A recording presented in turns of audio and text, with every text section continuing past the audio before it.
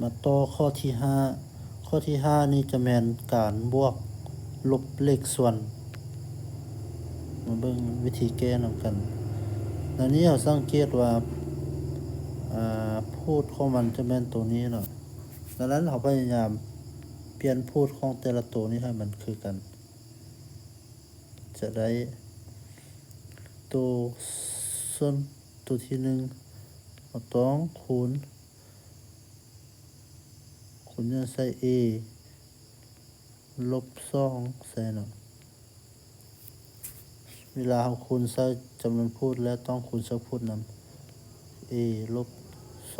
2บวกตัวนี้เขียนคือเก่า a บวก10ส่วน a กำลัง2ลบ 2a ลบตัวนี้มี a ลบ2แล้วเราต้องคูณ a เขาจะได้เป็น 6a ส่วนให้ a คูณให้ a ลบ2เท่ากับตัวนี้เราก็คูณเข้าไปแต่ละตัวจะได้ 2a ลบ4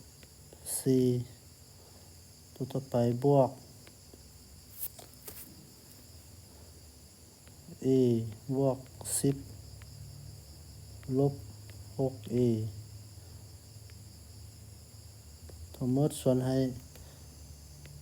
a คูณให้ a ลบ2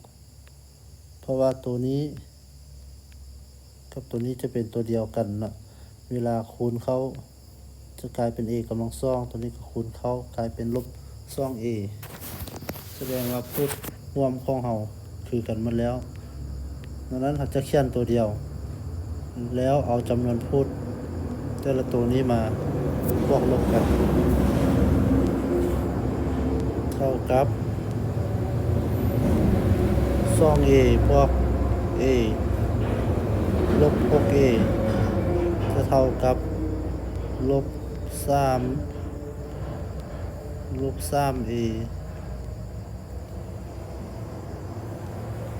ลบ 4 บวก 10เท่ากับบวก 6ทั้งหมดส่วนให้ a คูณให้ a ลบ 2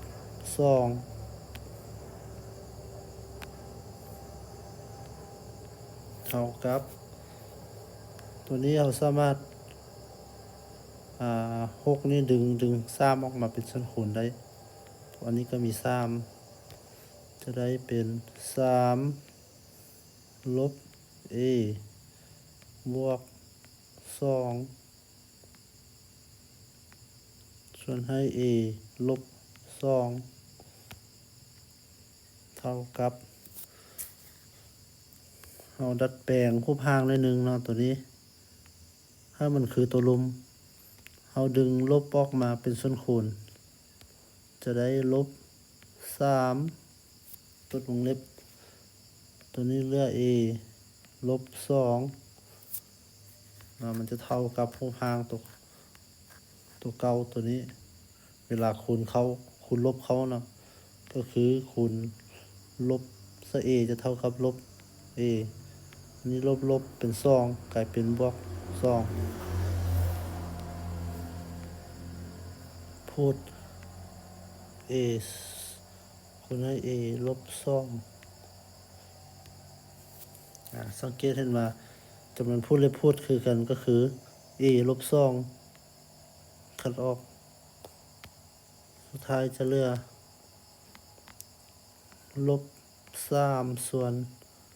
a เป็นคำตอบตัวนี้ลบ3ส่วน a เพิ่งตัวเลือก